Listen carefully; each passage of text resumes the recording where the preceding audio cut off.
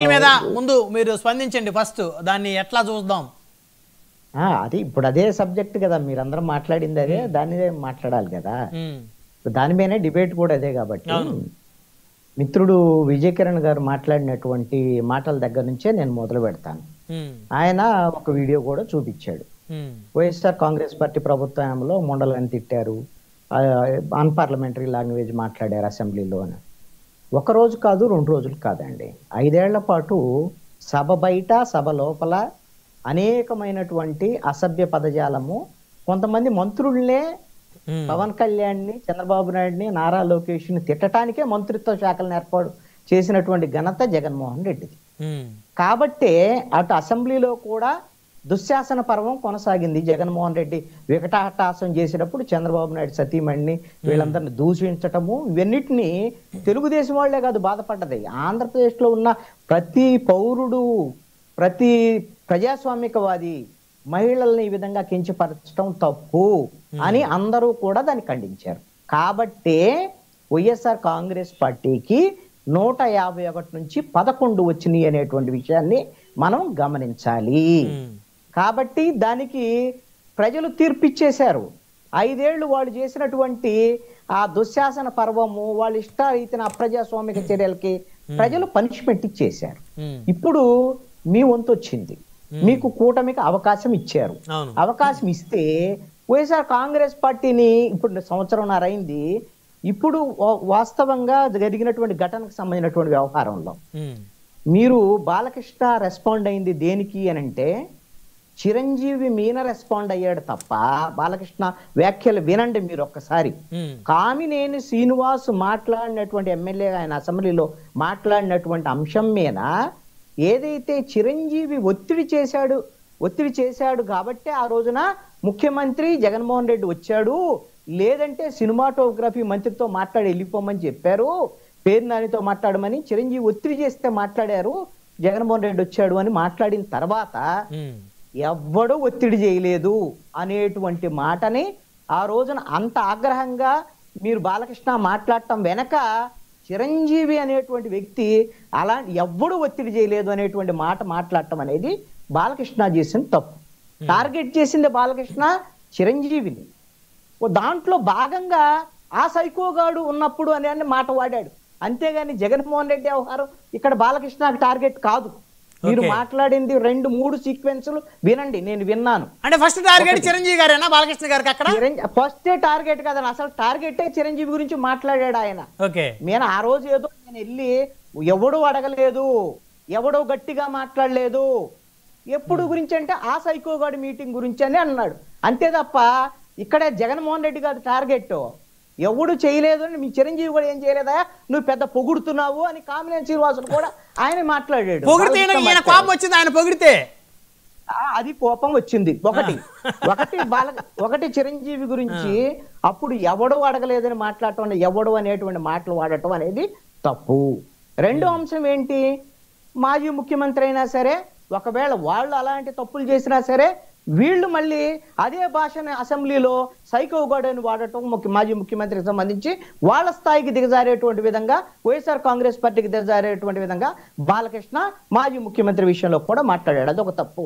మూడో అంశము, వీళ్ళ మంత్రి, కూటమిలో మంత్రి ఉన్నటువంటి సినిమాటోగ్రఫీ మంత్రి కందులు దుర్గేష్ను ఉద్దేశించి బాలకృష్ణ ఏమన్నాడు, ఈ ఫిల్మ్ ఛాంబర్కి సంబంధించినటువంటి ఒక కార్యక్రమంలో నా పేరు 9వ పేరు కింద వేశారు, అసలు ఎవడు రాశాడు అది అని అడిగాను అని చెప్పు.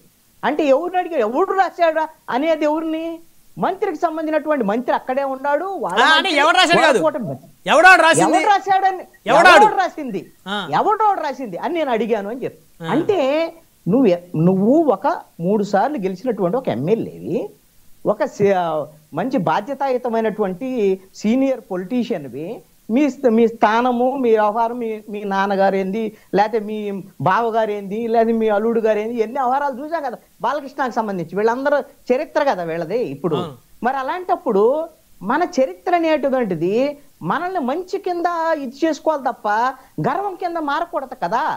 ఇప్పుడు ఇదే డిబేట్ లో మిత్రుడైనటువంటి విజయ్ కిరణ్ గారు, నేను ఒకవేళ బాలకృష్ణ మాట్లాడింది తప్పు అయితే క్షమాపణ చెప్తున్నానని చేతులెత్తి నమస్కారం చేసి నేను ఆయన సంస్కారాన్ని నేను గౌరవిస్తున్నా. నేను ఒకటి అడుగుతాను, దీనికి సమాధానం చెప్పాల్సింది, క్షమాపణ చెప్పాల్సింది మొట్టమొదటి వ్యక్తి బాలకృష్ణ. ఖచ్చితంగా క్షమాపణ చెప్పాలి. అదే విధంగా ఎవరికి చెప్తారు క్షమాపణ అని కాదండి, సభ క్షమాపణ చెప్పాలి.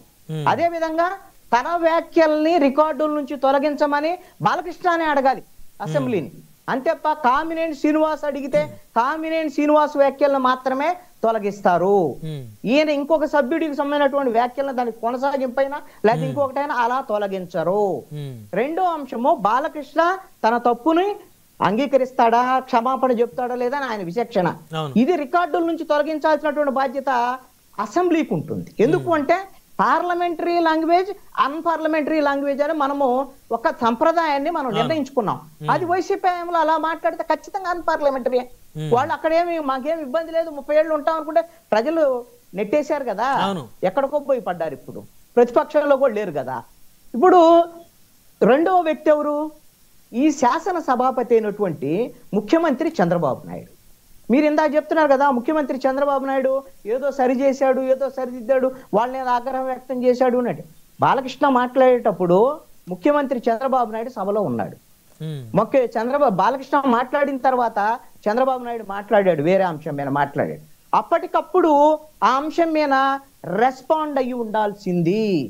అప్పుడే సరే 3 రోజులైంది, ముఖ్యమంత్రి కార్యాలయం నిన్న ఏదో పేపర్ లీకులు ఇచ్చేసి మీరు వ్యక్తిగతమైన అంశాలు మాట్లాడుతున్నారు, లేదా కూటమికి ఇబ్బందులు వచ్చామంటే మాట్లాడుతున్నారు అని ఏదో కలరింగ్ ఇచ్చేటువంటి విధంగా పేపర్లో వార్తలు రాయిస్తే కాదు.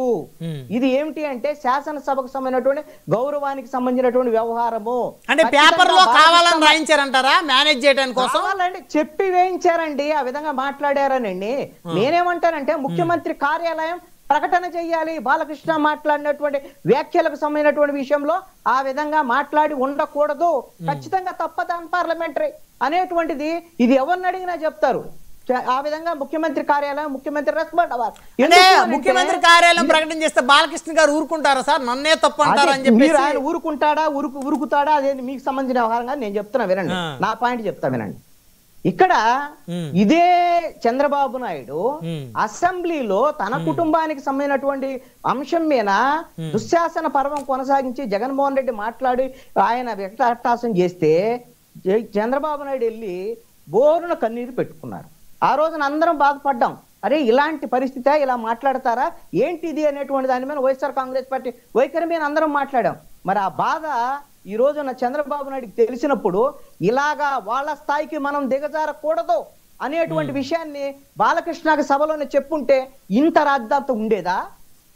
అంటే చెప్పడానికి వెనకాడారంటారా, లేకపోతే మళ్ళీ చెబితే ఆయన తిరిగి మళ్ళీ ఎన్ని అంటారని ఆలోచించారంట? ఏమంటారో వాళ్ళిద్దరికి సంబంధించినటువంటి వ్యవహారం నాకు సంబంధం లేదు. ముఖ్యమంత్రిగా ఆయన బాధ్యత, ముఖ్యమంత్రిగా ఖచ్చితంగా ఈ సభని సరిదిద్దాల్సినటువంటి బాధ్యత, బాలకృష్ణ మాట్లాడింది తప్పు అని చెప్పాల్సినటువంటి బాధ్యత ముఖ్యమంత్రి మీద ఉంటుంది. ఇక మూడో వ్యక్తి ఎవరు అని అంటే స్పీకర్ స్థానంలో కూర్చున్నటువంటి రఘురామకృష్ణరాజు. స్పీకర్ స్థానంలో కూర్చున్నప్పుడు ఏది పార్లమెంటరీ ఏది అన్పార్లమెంటరీ అని తెలియదా? అన్పార్లమెంటరీ లాంగ్వేజ్ వాడేటప్పుడు ఈ విధంగా సభ్యుణ్ణి నివారించాల్సినటువంటి బాధ్యత స్పీకర్ స్థానంలో ఉన్న వాళ్ళకి లేదా? మీకు పార్లమెంటరీ అన్పార్లమెంటరీ అని తెలియకుండానే స్పీకర్ స్థానంలో మనం కూర్చుంటున్నామా? స్పీకర్ స్థానంలో ఉన్నప్పుడు ఒక రాజ్యాంగబద్ధమైనటువంటి పదవి, అది ఆ రాజ్యాంగబద్ధమైనటువంటి పదమైనప్పుడు ఎవరు సభ్యులైనా ఒకటే. సభకు అవమానం జరిగేటువంటి విధంగా అసభ్యమైనటువంటి పదజాలం వస్తే అది ఎవరైనా కావచ్చు, రాజకీయ ప్రత్యర్థిమైనా కావచ్చు, ఖచ్చితంగా తప్పును తప్పనాలి రాజ్యాంగబద్ధముల పదవిలో ఉన్నటువంటి వాళ్ళు. మరి స్పీకర్ స్థానంలో ఉన్నటువంటి వాళ్ళు ఇప్పటికైనా సరే ఈ విధమైనటువంటి అసభ్యకరమైన వ్యాఖ్యలు లేకపోతే అన్పార్లమెంటరీ వ్యాఖ్యలు ఏమైనా ఉంటే శాసనసభ రికార్డుల నుంచి తొలగిస్తున్నాం అని ప్రకటించాల్సినటువంటి బాధ్యత స్పీకర్ స్థానంలో ఉన్నటువంటి వాళ్ళకు ఉంది. ఆయన అడగక్కర, బాలకృష్ణ అడగకపోయినా సరే అది అన్పార్లమెంటరీ భావించినప్పుడు ఖచ్చితంగా వాటిని తొలగించాల్సినటువంటి బాధ్యత స్పీకర్ స్థానంలో ఉన్నటువంటి వాళ్ళకు ఉంటుంది. ఇది బాధ్యత. ఇక మూడో అంశము, అసలు బాలకృష్ణ మాట్లాడేటప్పుడు ఈ విధంగా ఆయనకి ఎలాగూ మరి ఎవరొకళ్ళు ఏదో ఒక భాష వాడొచ్చు.